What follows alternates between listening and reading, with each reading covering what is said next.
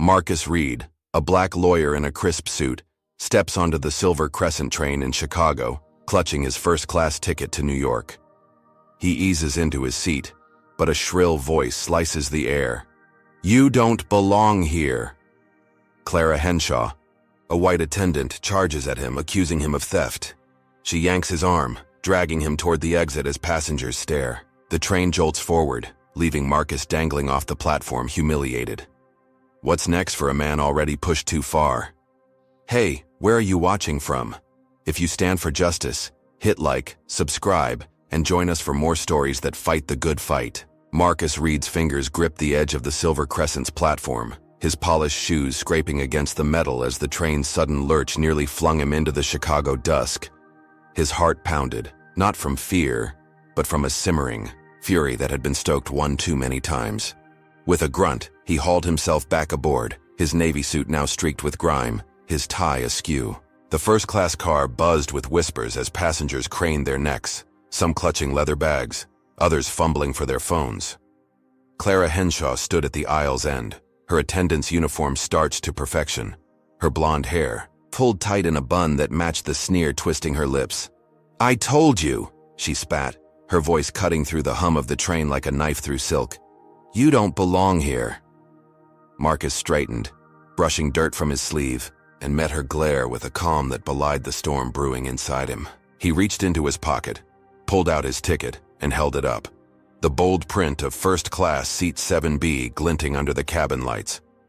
"This says I do," he replied, his tone steady as steel. Clara's eyes narrowed, her pale cheeks flushing as if the paper itself insulted her. She snatched it from his hand, her manicured nails grazing his skin, and scanned it with a scowl. "This is a fake," she declared, tossing it back at him like trash. "You think you can fool me?" The accusation landed like a slap, and the car grew quieter, the air thick with anticipation. A woman in a red coat muttered to her husband, "She's right." He looks out of place, while a young guy in a hoodie pulled out his phone, the camera's red light blinking as it captured every second. Marcus didn't flinch. He stepped forward, closing the gap between them, and planted himself in 7B, the plush seat creaking under his weight. "Check it again," he said, his voice low but firm, "because I'm not moving." Clara's sneer morphed into a snarl, her arms crossing tight across her chest. "You're making a mistake," she hissed, then spun on her heel, her shoes clicking against the polished floor as she stormed toward the front of the car. Marcus exhaled, leaning back, his fingers tracing the ticket's edges. He'd been here before, not on a train, but in courtrooms, boardrooms, even grocery stores, places where his presence alone seemed to spark suspicion. He glanced out the window, the city lights blurring past, and told himself this would blow over. He was wrong. Minutes later, the door to the car swung open with a clang, and a hulking security guard lumbered in, his badge glinting like a warning. His buzzed head shone under the lights, and his meaty hands flexed as he zeroed in on Marcus. "You," he barked, his voice a gravelly rumble. "Up now." Marcus held up the ticket again, slower this time, letting the guard see every detail. "This is my seat," he said, keeping his cool even as his pulse quickened. The guard didn't even glance at it.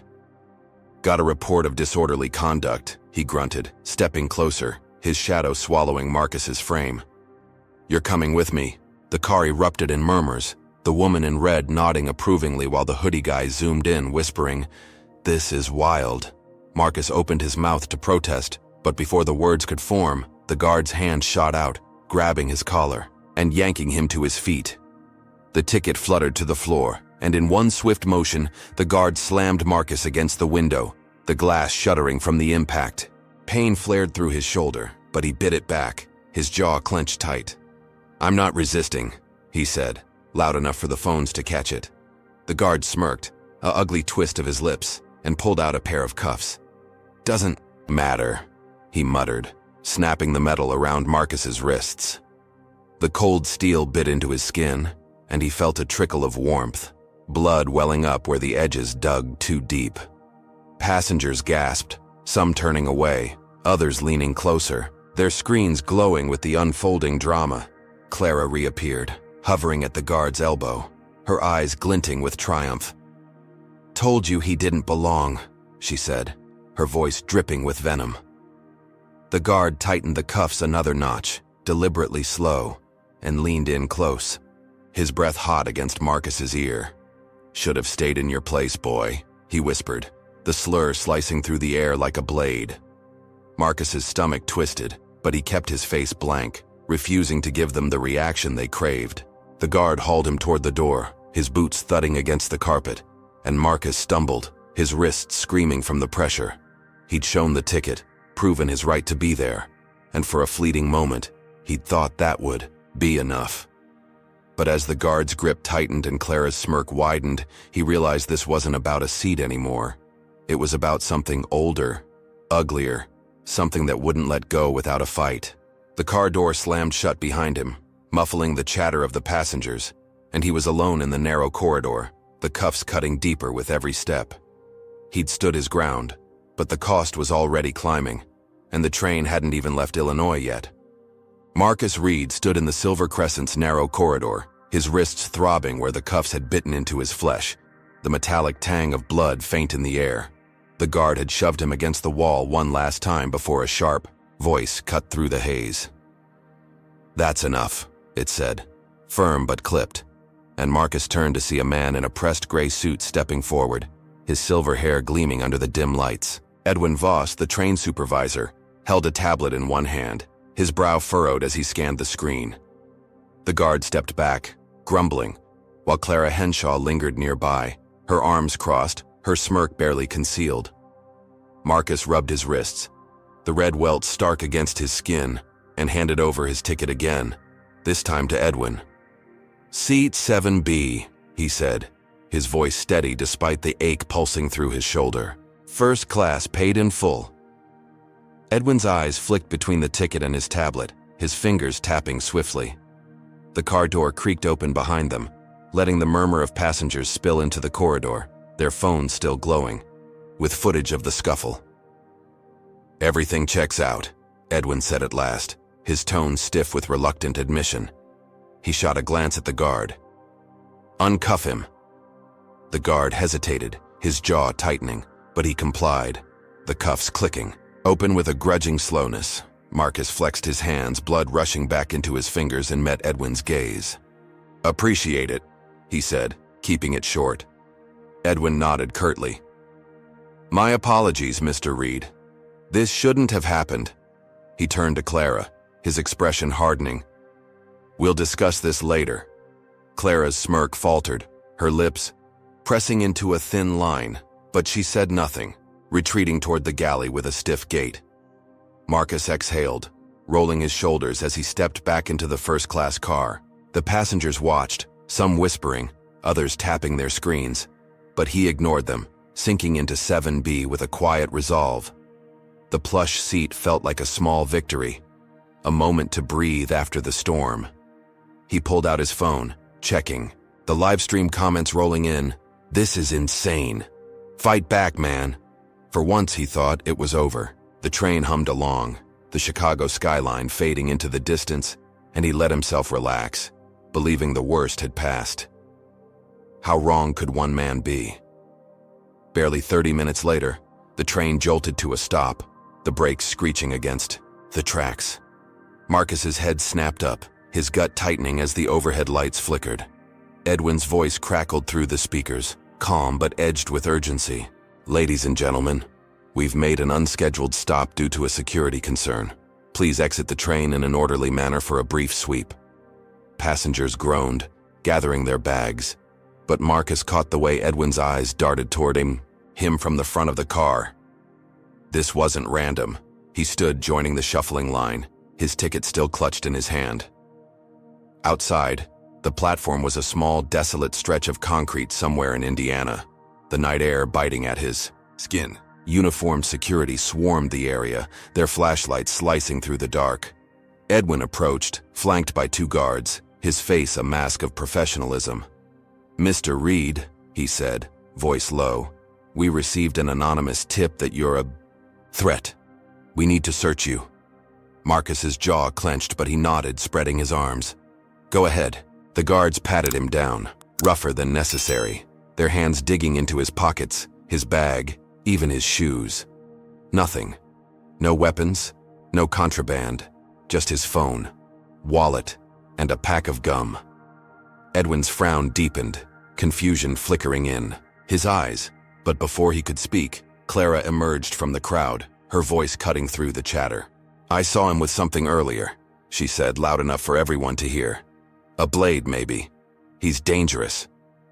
The lie hung in the air, bold and shameless, and Marcus's blood ran cold. Passengers turned, their murmurs growing sharper. Some backing away, others nodding like they'd expected this all along. "She's lying," Marcus said, his voice rising just enough to carry. "Check the footage. I've been searched already." Edwin hesitated, glancing at Clara. Then, back at Marcus. "We have to follow protocol," he muttered, motioning the guards to isolate him. They shoved Marcus toward a corner of the platform, away from the others, his bag dumped open on the ground, contents scattered in the dirt.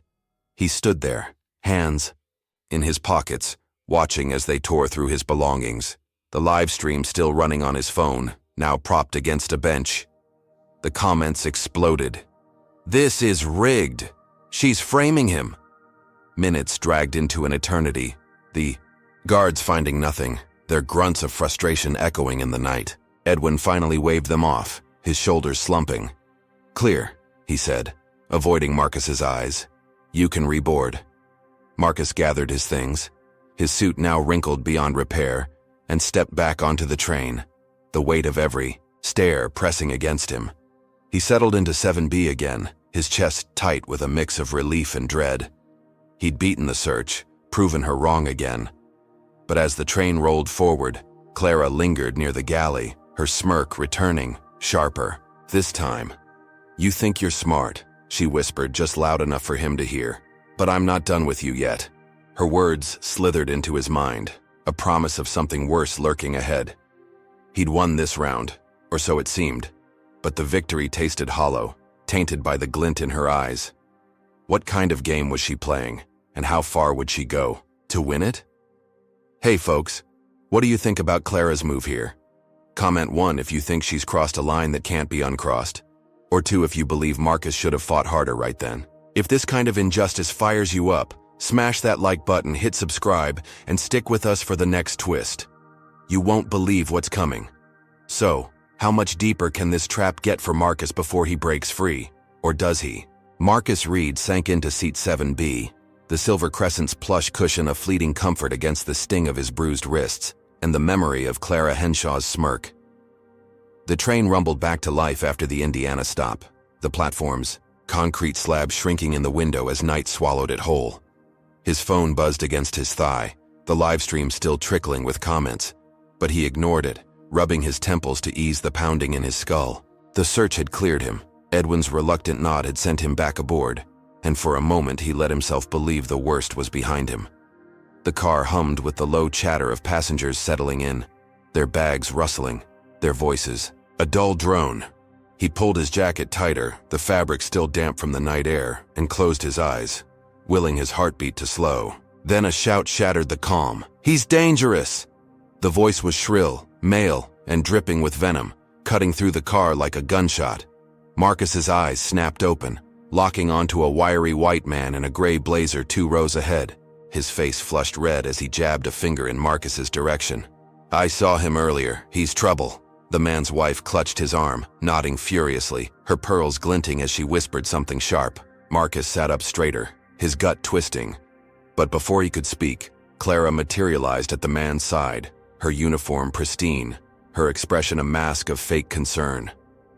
"I told you," she said, loud enough for the whole car to hear. "He doesn't belong here." Her words were a match to dry grass, and the car ignited. A woman in a green scarf stood, her voice trembling with indignation. "He shouldn't be in first class. He's a threat." A bald guy in a polo shirt joined in, his bellow carrying over the seats. "Get him out, I paid for safety." Whispers turned to shouts, a chorus of slurs rising like a wave. "Thug! Lowlife!" Marcus's jaw tightened, his hands curling, into fists, but he stayed seated, his eyes darting to the phones now pointed his way. red lights blinking in the dimness. He pulled out his own device, hitting record, his voice steady as he spoke into it. "I've got a valid ticket. I've been searched. This is harassment." The gray blazer man lunged forward, his face inches from Marcus's, spit flying as he yelled, "You're a liar!" Clara stepped closer, her lips curling into a thin, triumphant smile, and murmured something to the man that made his eyes gleam. Then it happened. A scalding splash hit Marcus's arm, coffee arcing from a paper cup hurled by a teenage kid egged on by the crowd. Pain seared through his skin, the liquid soaking his sleeve, and he flinched, biting back a curse. The car erupted, passengers cheering the kid on, their voices a roar of approval. "That's right. Show him!" Marcus wiped his arm, the burn throbbing, and stood, towering over the chaos. "I'm not moving," he said, his voice cutting through the noise like a blade. "You've got no proof, just hate." The gray blazer man shoved past Clara, his chest puffed out, and the mob surged, a dozen hands reaching, voices overlapping in a frenzy. "Out! Out! Out!" Someone yanked at his jacket, tearing the seam, while another kicked his bag across the aisle. Marcus held his ground, his phone steady, capturing every snarl, every shove. Clara hovered at the edge, her arms crossed, her eyes glinting with glee as the conductor, a wiry guy named Paul with a clipboard, pushed through the throng. "Enough!" Paul shouted, but his voice shook, his eyes flickering nervously between Marcus and the mob. "We can't have this," he muttered, then turned to Marcus, his tone apologetic but firm. "For your safety, I'm moving you." Marcus shook his head, planting his feet. "I'm staying. This is my seat. My—" Paul hesitated, sweat beading on his forehead, but the crowd's chants grew louder, fists banging on seatbacks. "Do your job." "Get him out," Paul sighed, gesturing to a side door. "Storage car, just till they calm down." Marcus's stomach sank, but he saw no choice, the mob's fury a wall closing in. He grabbed his bag, still filming, and followed Paul, the crowd parting with smug grins. The storage car was a cramped, windowless box, shelves stacked with linens and crates, the air thick with dust. Paul locked the door behind him, muttering, "Sorry, man," before disappearing. Marcus leaned against a crate, his burned arm pulsing, his breath ragged. He'd held his seat, defied them, but now he was caged, the victory snatched away. Then a shadow moved outside the door, and Clara's voice slithered through the crack, low and venomous. "You'll never ride first class again," she whispered, her words a promise wrapped in spite. "This is just the start."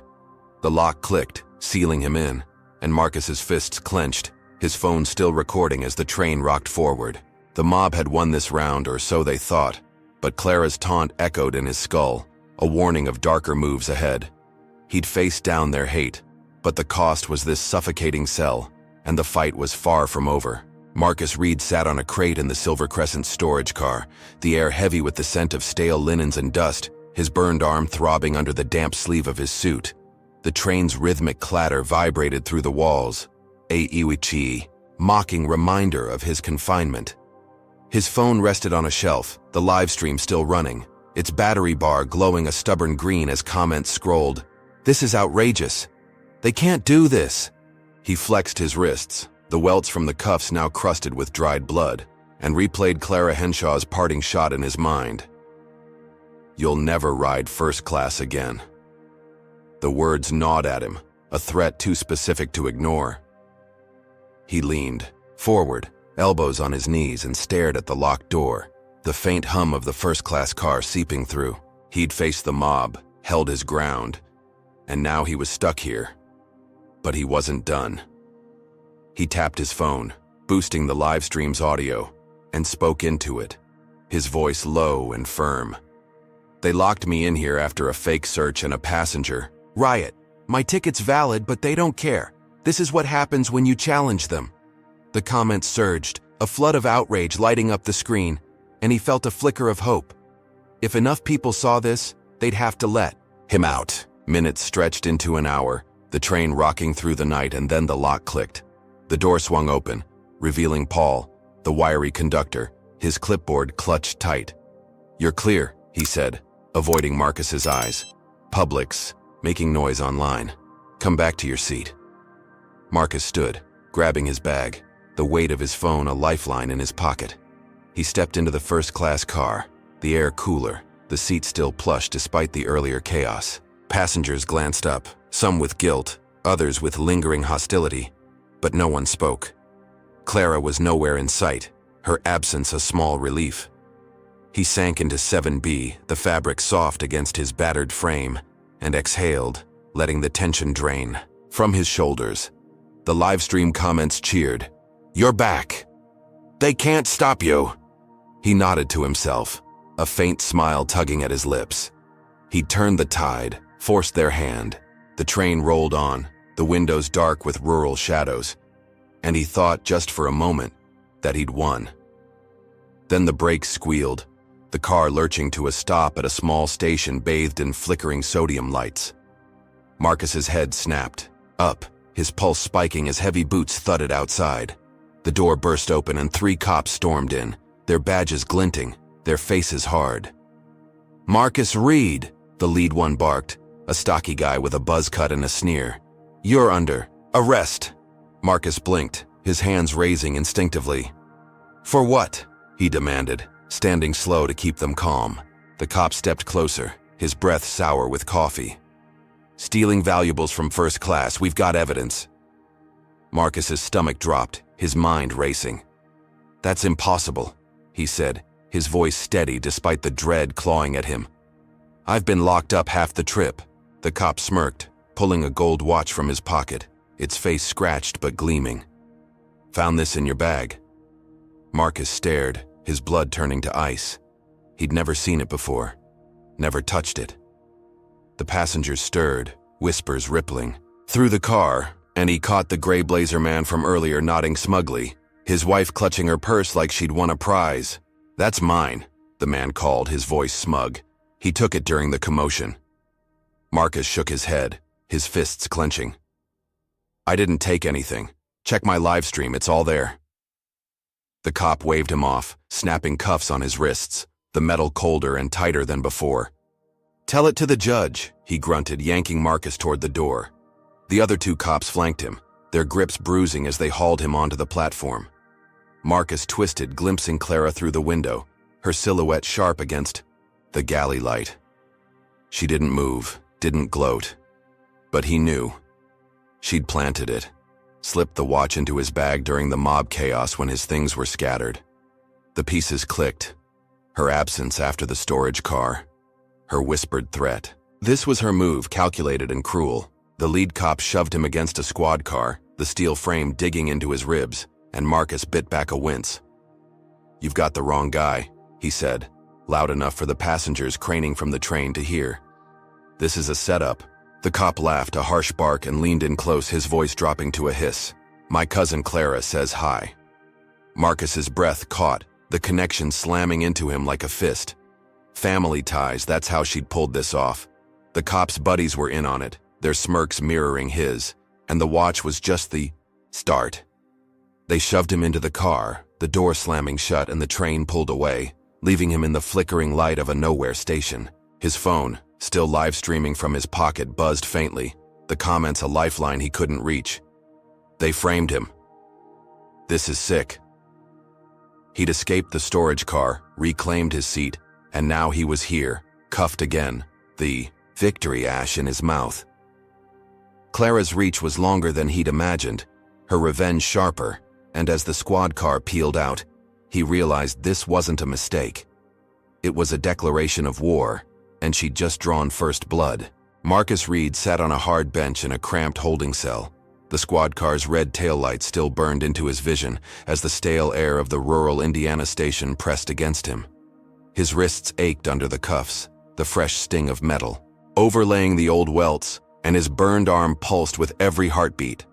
The gold watch, a prop in Clara Henshaw's twisted game, sat in an evidence bag somewhere beyond the bars, a lie he couldn't touch. His phone, confiscated but still live-streaming from his pocket until the battery died, had caught the cop's taunt. "My cousin Clara says hi." That family tie was the key, and Marcus, A lawyer with 8 years under his belt knew how to use it. The cell door clanked open and a deputy with a lazy slouch tossed him a clipboard. "Hearing's in 10, he grunted, then shuffled off. Marcus stood, his suit wrinkled and torn, but his mind sharp as ever. He'd represent himself, turn their setup into his weapon. The courtroom was a squat, wood-paneled box. The judge, a wiry woman with gray curls and a no-nonsense stare, her nameplate reading Judge Harrow. The prosecutor, a thin man with a nasal voice, laid out the charge. Theft of a first-class passenger's watch, supported by the gray blazer man's testimony and the cop's discovery. Marcus rose, his voice steady despite the bruises, blooming across his ribs. "Your Honor, I'm Marcus Reed, attorney at law, and I'm innocent. This is a frame-up rooted in racial bias, and I've got proof." He held up a USB drive, a backup of his live stream he'd kept in his bag, retrieved during booking. Judge Harrow's eyes narrowed, but she nodded. "Proceed." The room hushed as Marcus plugged the drive into a court laptop, projecting the footage onto a screen. The mob chaos flickered to life, passengers hurling slurs and coffee, his bag kicked across the aisle, then the storage car, Clara's whispered threat, and finally the arrest, the cop's sneer clear as day. "That's Officer Henshaw," Marcus said, pointing. "Clara Henshaw's cousin. She planted the watch during the riot and he made sure I paid for it." The gray blazer man squirmed in the witness box, his wife clutching her pearls tighter. The prosecutor sputtered, "This is circumstantial." But Judge Harrow leaned forward, her gaze piercing. "I see a pattern," she said, her voice cutting through the room. "Officer Henshaw, step up." The stocky cop shuffled forward, his smirk gone, replaced by a twitchy frown. "You're related to the train attendant?" she asked. He mumbled, "Yeah, but that's got nothing to do with it." Marcus jumped in, calm but relentless. "It's everything. She orchestrated this to punish me for sitting in first class, a seat I legally own." The footage rolled again, Clara's silhouette at the galley window, the cop's taunt echoing. Judge Harrow's gavel cracked down. "Charges dropped," she snapped, then turned to the cop. "You're lucky I don't haul you in for perjury. Get out." The prosecutor slumped. The gray blazer man shrank in his seat, and Marcus exhaled, a weight lifting off his chest. He walked out of the station, the late morning sun harsh against his battered frame, his suit a ruin, but his spirit intact. Clara's scheme had crumbled, her cousin exposed, and he was free. He caught the next, Silver Crescent, boarding with a new ticket, the platform buzzing with passengers who'd seen the live stream's end. He won. Justice served. He sank into 7B, the familiar plush seat a hard-earned throne, and let himself smile. The train rolled east, the fields blurring past, and he thought he'd beaten her at her own game. Then a new conductor, a lanky guy with a pinched face, approached holding a crisp envelope. "Mr. Reed," he said, his tone flat. "This came from the company." Marcus tore it open, his pulse quickening as he read the typed words. "Due to recent events, your ticket has been canceled. Please vacate your seat at the next stop." His smile vanished, replaced by a cold fury. Clara wasn't on this train, but her shadow loomed large. He called the ticket office, demanding answers, and a clerk stammered, "It's from higher up, sir. A record change." Marcus's mind raced, piecing it together. Clara had bribed someone, slipped cash to a desk jockey to erase his booking, turning his courtroom win into dust. The conductor hovered, insistent. "Next stop, sir." Marcus gripped the armrest, his knuckles whitening.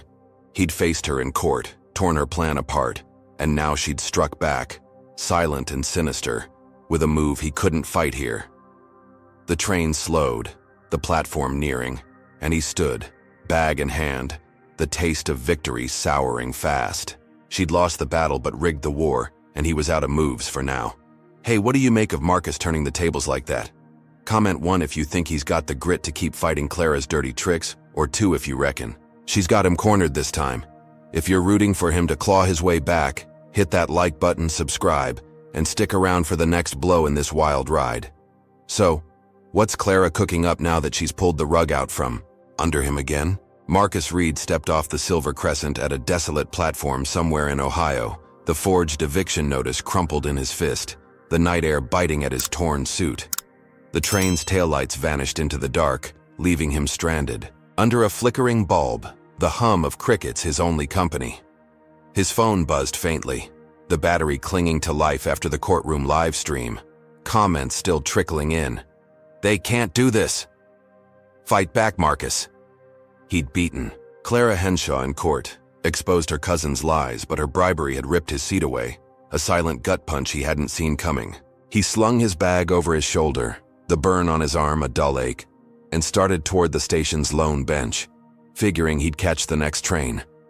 The platform was empty, the ticket office shuttered, and he sank onto the wood, his breath fogging in the chill. He pulled out his phone, tapping out a quick update. "They canceled my ticket, but I'm not done." The post went live, and he leaned back, exhaustion tugging at his bones. He'd proven his point, hadn't he? The world was watching, cheering him on. Maybe that was enough. Then headlights flared in the distance, a pickup truck roaring down a dirt road, its engine a low growl that snapped him alert. He stood, squinting as the truck screeched to a halt, dust swirling around, 3 figures climbing out. The biggest, one lumbered forward, a hulking silhouette in a sheriff's jacket, his face shadowed but familiar. The buzz-cut cop from the arrest, Clara's cousin. "Well, well," the deputy drawled, his voice thick with menace. "Thought you'd slink away after that stunt?" Marcus's pulse spiked, his bag dropping to the ground as 2 more stepped up, roughnecks in flannel and boots, their fists already clenched. "I'm not looking for trouble," Marcus said, hands up, but his voice stayed firm. The deputy smirked, cracking his knuckles. "Too late for that, boy." The word hit like a slap, and before Marcus could move, the deputy lunged, slamming him against the station wall, the wood splintering under the impact. Pain exploded in his back, air rushing from his lungs, and the 2 thugs closed in, their boots crunching gravel. "Clara sends her regards," the deputy snarled, driving a fist into Marcus's gut. He doubled over, gasping, but swung back, his knuckles clipping the deputy's jaw. The big man staggered, spitting blood, and roared, "Get him!" The thugs pounced, one grabbing Marcus's arms, the other landing a boot in his ribs, the crack of bone sharp in the night. Marcus twisted, adrenaline surging, and headbutted the arm grabber, breaking free as the man howled, clutching a busted nose. He stumbled back, blood streaming from his lip, and faced the deputy, who pulled a baton from his belt, its black steel gleaming. "You don't learn, do you?" the deputy hissed, swinging hard. Marcus ducked, the baton smashing the bench. Instead, wood shards flying, and he tackled the deputy, driving him into the dirt. They rolled, fists flying, gravel cutting into Marcus's palms, until he pinned the big man, slamming his head against the ground. The deputy groaned, dazed, and Marcus staggered up, panting, his suit a bloody mess. The other 2 hesitated, then charged, one swinging a chain that whistled past Marcus's ear. He dodged, grabbing a plank from the wrecked bench, and swung, cracking it across the chain guy's knee. The man crumpled, screaming, and Marcus turned, ready for the last one, who bolted back to the truck, yelling, "He's crazy!" The deputy scrambled up, wiping blood from his chin, and sneered, "This ain't over," before limping to the truck. The engine roared, tires spinning as they peeled out, leaving Marcus alone, chest heaving, the night swallowing their taillights. He spat blood onto the gravel, his ribs screaming with every breath, and limped to the station wall, sliding down it. He'd fought them off, survived, a win carved in bruises and grit. The next Silver Crescent rumbled in an hour later, and he boarded, his new ticket shaky in his hand, the first-class car half empty. He sank into 7B, the seat a lifeline, and closed his eyes, the pain a dull roar. He'd made it back, defied them again.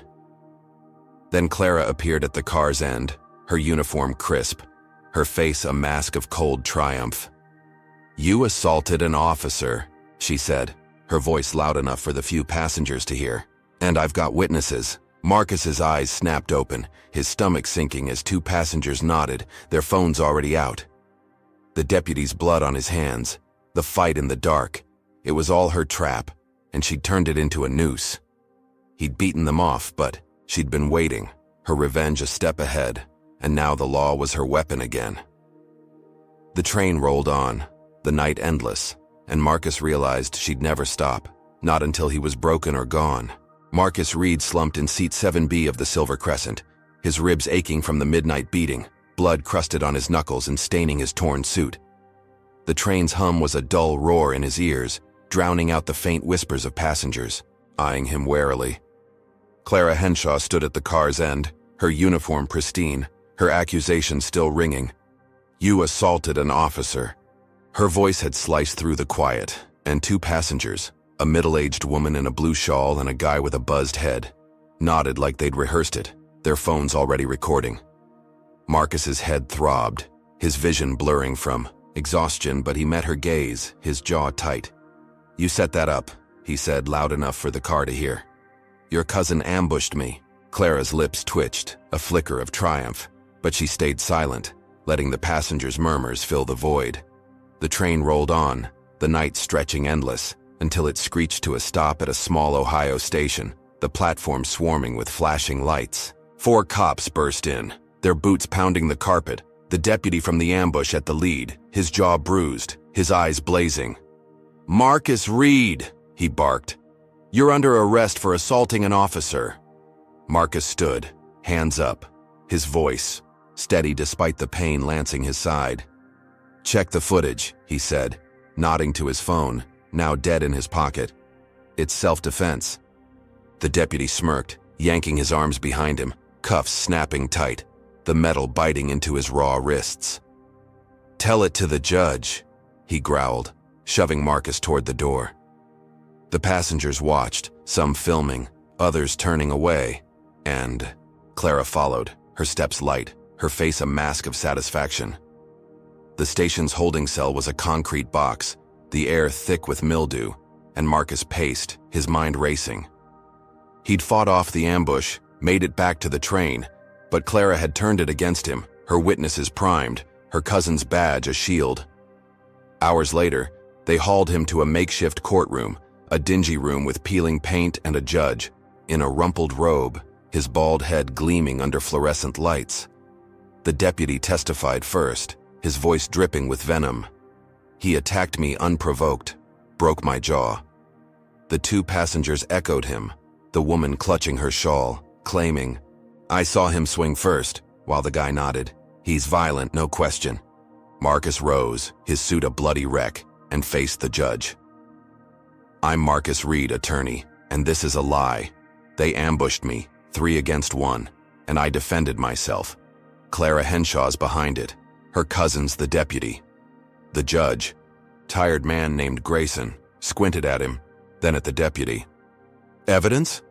Marcus pulled his dead phone from his bag, retrieved during booking, and plugged it into a court outlet. The live stream flickered on, shaky footage of the truck roaring up, the deputy's snarl, the baton swinging. The room stilled, the deputy shifting in his seat, Clara's silhouette absent, but her influence screaming through every frame. "That's him," Marcus said, pointing. "Family ties to the attendant who's been targeting me since Chicago." The jury, a mix of locals with weathered faces, leaned forward, their eyes flickering between the screen and the deputy. Grayson rubbed, his chin then turned to the deputy. "You're related to her?" The deputy shrugged, his bruise darkening. "So what? He still hit me." Marcus pressed on, calm but relentless. "It's a setup, Your Honor. She's been framing me from the start, and this is her revenge." The footage looped, the chain whistling past his ear, his plank cracking. "Bone," and the jury murmured, a tide shifting. Grayson banged his gavel, his voice gruff. "Self-defense holds. Case dismissed." The deputy cursed, slamming a fist on the table, and the passengers shrank back, their phones lowering. Marcus exhaled, the cuffs falling away, and walked out, the morning sun blinding against his battered frame. He'd torn her trap apart, won again. The next Silver Crescent rolled in, and he boarded, ticket in hand, sinking into 7B with a groan, his body a map of bruises, but his spirit unbroken. Passengers whispered, some filming, others posting, "He's free. Clara's done." He closed his eyes, the train lurching east, thinking he'd finally outmaneuvered her. Then his phone buzzed, a text from an unknown number. Silver Crescent regrets to inform you your ticket privileges are suspended. You're a liability. Vacate at the next stop. His stomach dropped, his victory curdling. He called the company, voice tight, and a clerk stammered, "It's from corporate, sir. No appeal." Marcus's mind raced, the pieces snapping into place. Clara's uncle, a railroad exec, had stepped in, his influence a sledgehammer where her cousin's fists failed. The conductor approached, apologetic but firm. "Next stop, sir." Marcus stood, bag slung over his shoulder, the car spinning as passengers filmed, outrage exploding online. They blacklisted him. This is insane. He stepped onto a remote Pennsylvania platform, the train pulling away, leaving him, penniless under a gray sky. Clara hadn't been there, but her uncle's move was a masterstroke, a nationwide ban that crushed his win into dust. He'd beaten the trial, but they'd railroaded him out of the system, and now he was stranded. The fight far from over. Marcus Reed stood alone on a windswept Pennsylvania platform, the Silver Crescent's taillights fading into the gray dawn, his blacklisted ticket a useless scrap in his pocket. His suit hung in tatters, blood and dirt caked across the fabric, his ribs a dull ache from the ambush, his burned arm a constant throb. The text from the railroad company echoed in his skull. "You're a liability." Clara Henshaw's uncle had swung the axe, cutting him off from every train in the system, a move that turned his courtroom win into a hollow echo. His phone buzzed faintly, the battery clinging to a sliver of life. Live stream comments still rolling. "They can't get away with this. Marcus, keep going." He clenched his fists, the cold biting his knuckles, and scanned the empty station. Its ticket booth shuttered, the wind howling through cracked windows. He wasn't done, not by a long shot. A freight train rumbled in the distance, its horn, a low wail, and Marcus's eyes narrowed. If they wouldn't let him ride first class, he'd find another way. He slipped into the shadows, his bag slung tight, and darted toward the tracks, the gravel crunching under his shoes. The freight cars loomed, rusted giants stacked with crates, and he spotted a gap between two, the train slowing just enough. He leapt, grabbing a ladder, his bruised hands screaming as he hauled himself aboard. The car rocked, the wind whipping his face, and he wedged himself behind a tarp, heart pounding. Security lights swept the yard, beams cutting through the gloom, but he stayed low, the train lurching forward, carrying him east. His phone trembled in his hand, and he tapped out a plea. "Blacklisted, sneaking on a freight. Need help." The live stream flickered, comments exploding. "You're a legend. Stay safe." Within minutes, supporters sent cash through an app, their messages a lifeline. "Buy a ticket, man." "We've got you." Marcus exhaled, the tarp flapping against his cheek, and waited as the train rolled into a larger depot, its platform buzzing with workers. He slipped off, dodging a guard's flashlight, and used the cash to buy a ticket under an alias, James Carter. His lawyer's brain spinning aliases like second nature.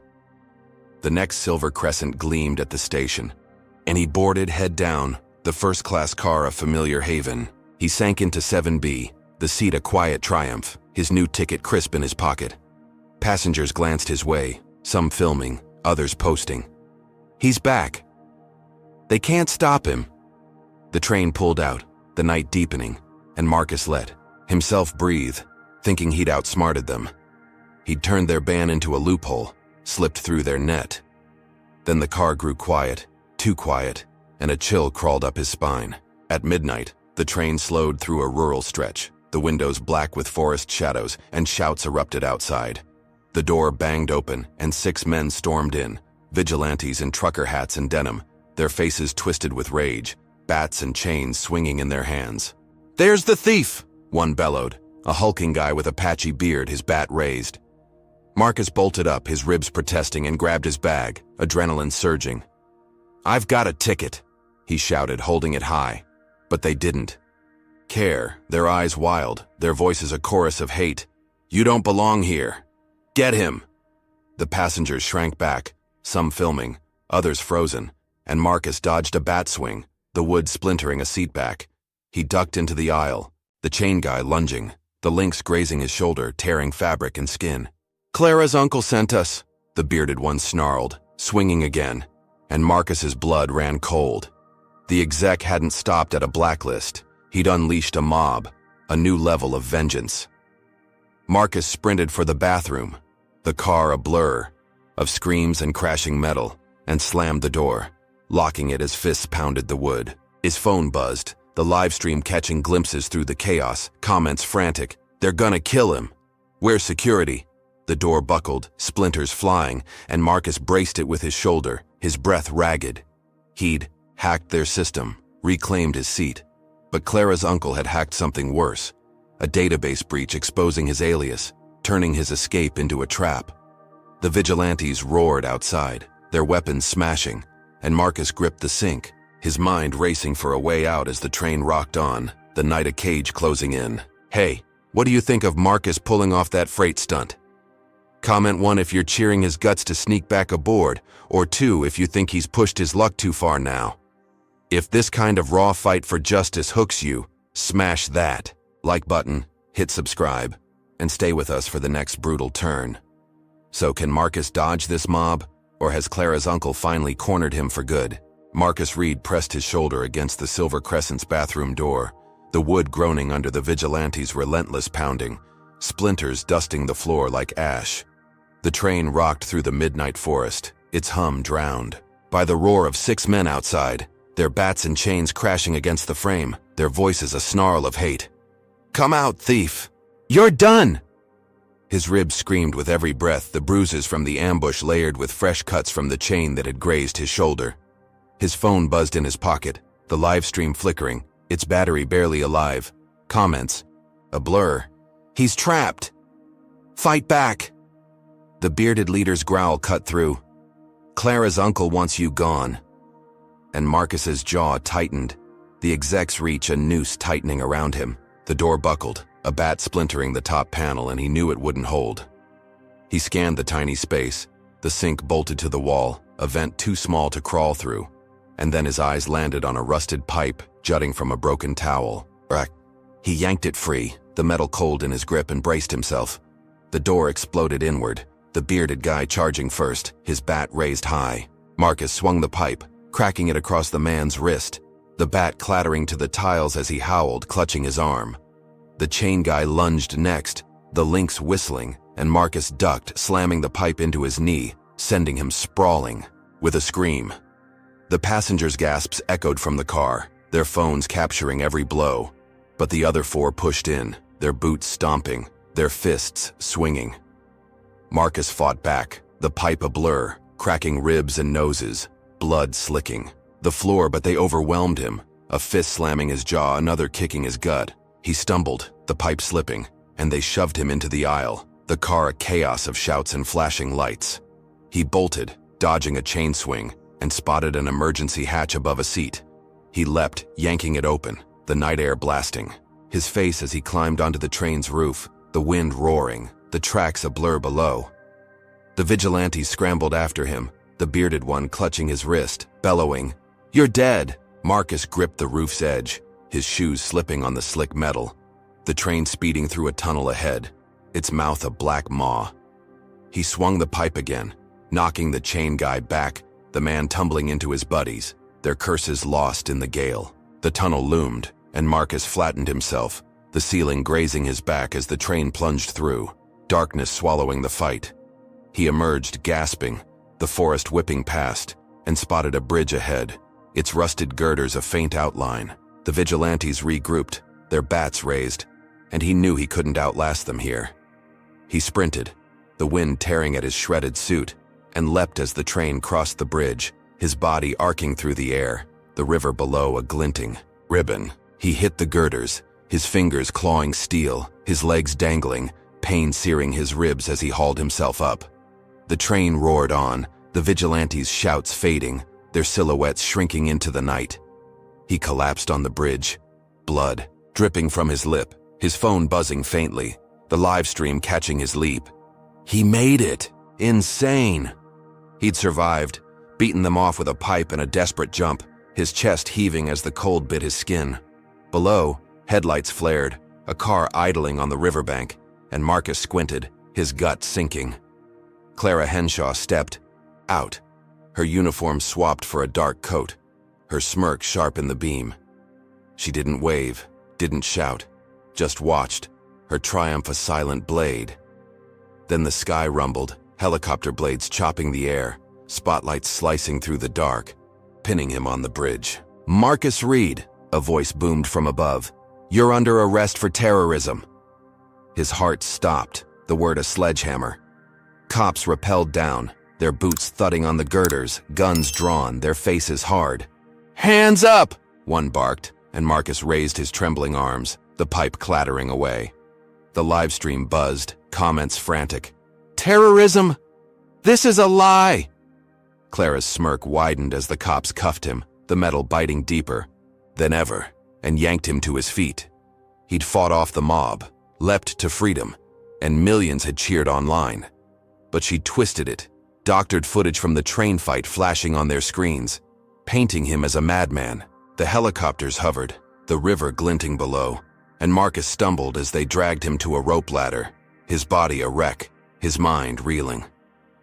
Clara watched from the bank, her gloating a spotlight of its own, and he realized she'd played, her ace, turning his survival into a death sentence.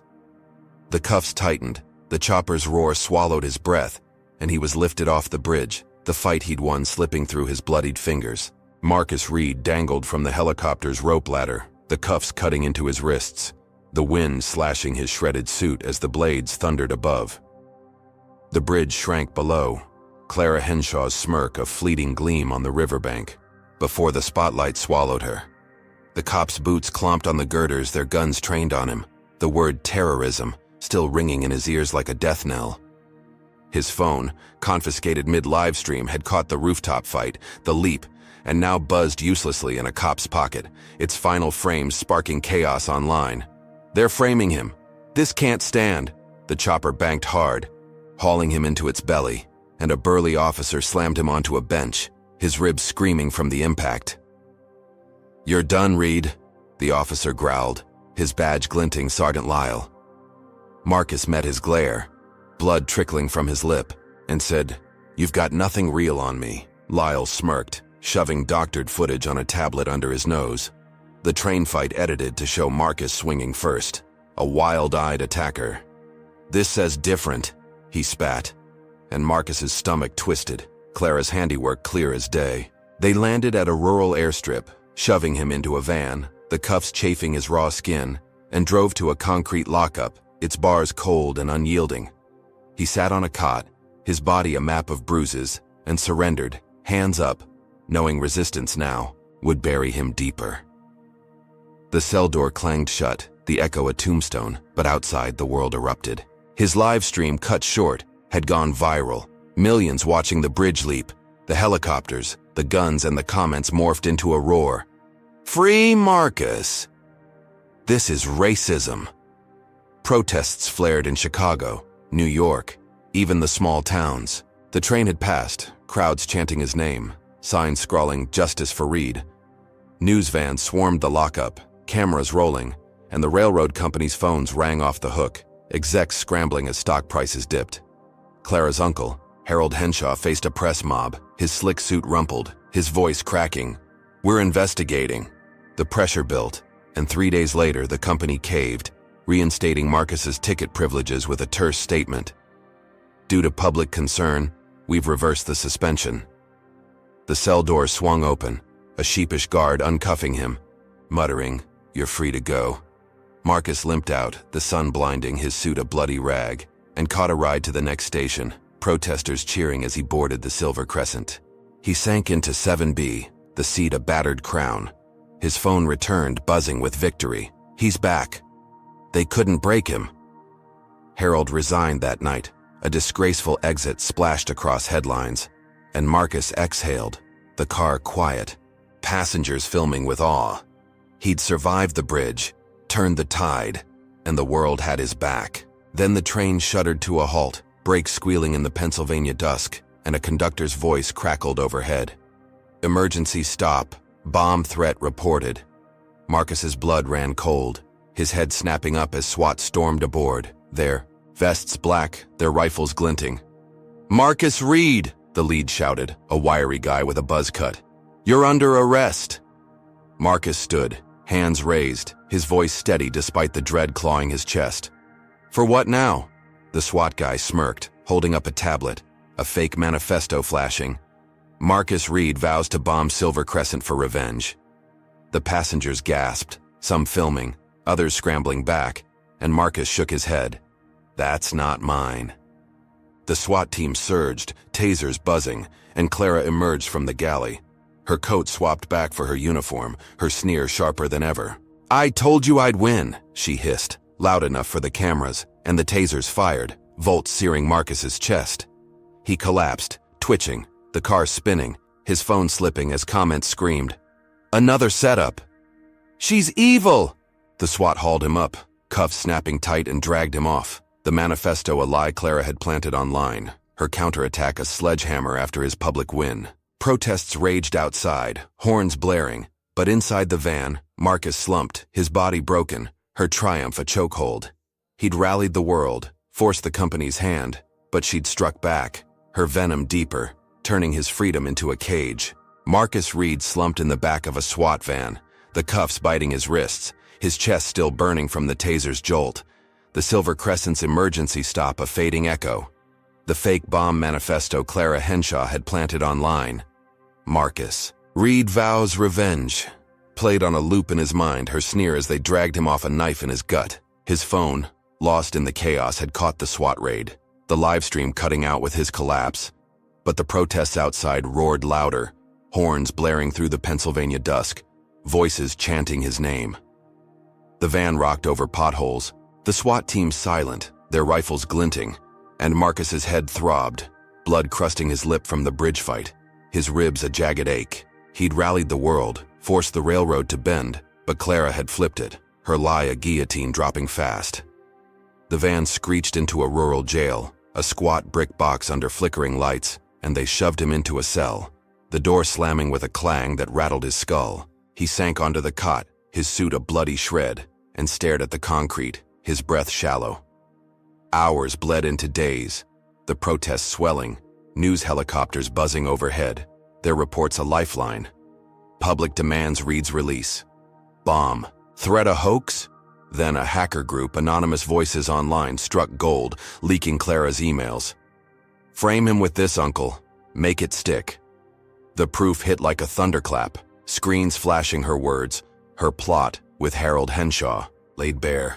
Protests turned to riots, tires burning in Chicago, marches clogging New York, and the jail shook with pressure, the warden sweating as he unlocked Marcus's cell. "You're out," he muttered, tossing him his dead phone, its case cracked. Marcus limped free, the sun searing his eyes, and caught a ride to the next station, crowds parting with cheers, signs waving. "Justice for Marcus!" He boarded the Silver Crescent, ticket reinstated, sinking into 7B, the seat a battered throne. Passengers filmed, some clapping, others posting. "He's back!" Clara's finished. The train rolled east, the car alive with awe. A woman, in a red scarf, pressing a water bottle into his hand, her smile soft.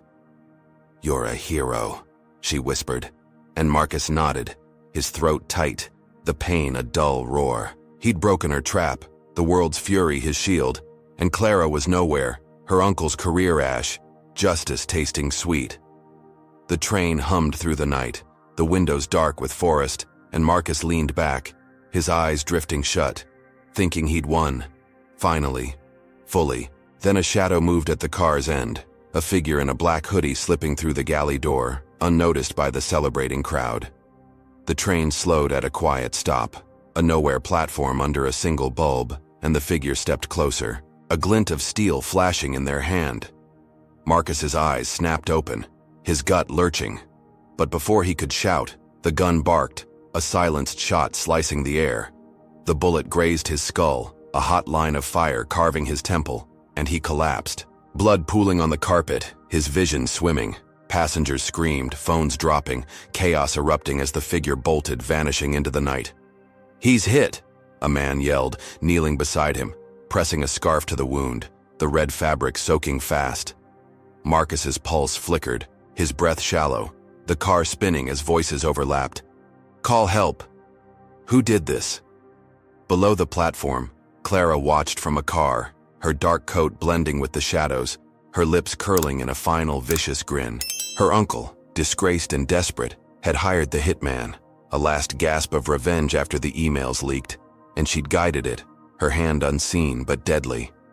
The train rocked, passengers scrambling, and Marcus lay still, blood seeping, his faint, pulse a thread in the storm.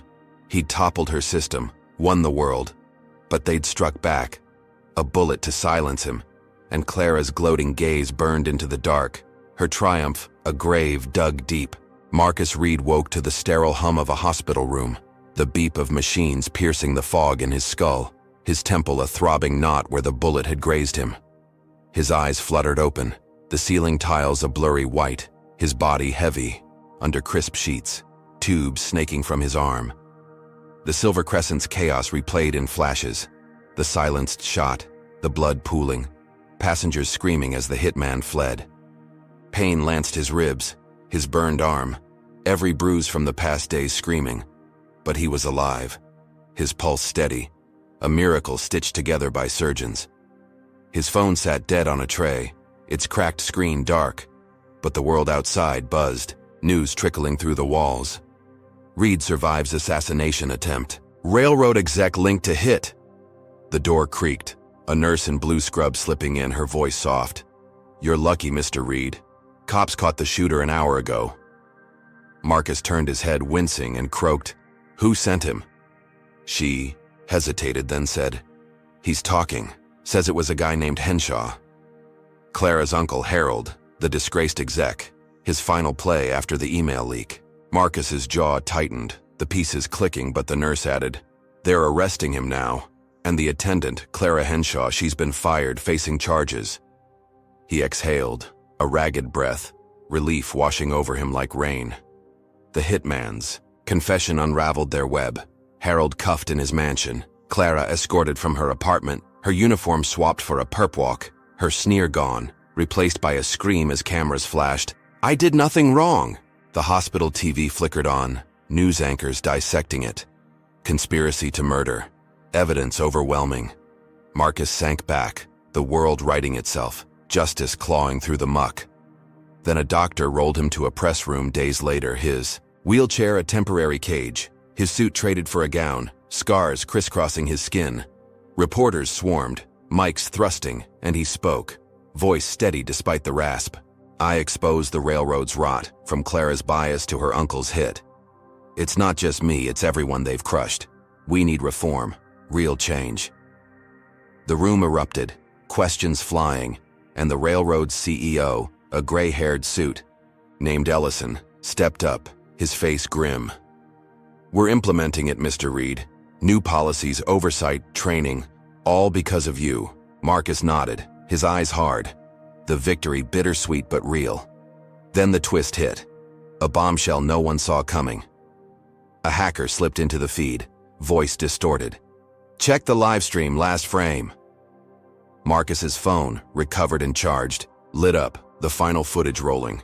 Him collapsing, blood pooling, but his hand subtly tapping a code on the floor, a signal he'd planned. He'd orchestrated the leak, tipped the hackers days before, faking the collapse's severity to lure Clara and Harold into overreach. The hit was their mistake. His trap sprung, and the world gasped, reporters shouting, He played them? Genius. Marcus leaned into the mic, his smile faint but steel. I knew they'd go too far. I let them bury themselves. The room stilled, awe rippling, and Ellison stammered, We'll meet your demands, a passenger council. All of it. Outside, Clara's perp walk replayed, her cuffs glinting, her screams drowned by cheers, Harold's mugshot beside hers. There, empire dust. Marcus rolled back to his room, the wheelchair creaking, his body scarred but unbroken, and stared out the window, the train tracks a distant line. He'd turned their bullet into his blade, toppled their system, and sparked a nationwide shift, reforms rolling out as other companies watched, trembling. The Silver Crescent rolled on somewhere, a symbol of his quiet, devastating triumph, and he vowed to keep fighting. The war won, but the scars a map of every battle. Marcus Reed's journey on the Silver Crescent teaches us that dignity isn't loud, it's steadfast. Facing relentless racial injustice, ejections, beatings, frame-ups, and a near-fatal bullet, he didn't scream or crumble. He stood firm, using wit and resilience to turn every attack into a weapon against his oppressors. Clara Henshaw's venom, fueled by bias and power, shows how prejudice festers when unchecked, spiraling from a seat dispute to a murder plot. Yet Marcus's quiet strength flipped her game, proving that real power lies in patience, not rage. His story reveals the ugly truth of systemic racism, where a ticket isn't enough if your skin marks you as other. But it also shines a light on hope. One man's fight sparked a movement, toppling a corrupt empire and igniting reform. We learn that change isn't handed out. It's forged through grit and community, like the millions who rallied for him. Clara's downfall reminds us that actions ripple. Her hate cost her everything, while Marcus's resolve rebuilt a broken system. The lesson? Stand your ground, even when the odds stack high, because truth has a way of rising, slow but unstoppable. So what would you do if you faced Marcus's fight? Comment below if you'd hold fast like him. Hit like if this moved you. Subscribe for more tales of courage, and share to spread the call for justice. Thanks for riding this journey with us. Here's to a world where fairness rolls like a train, steady and strong.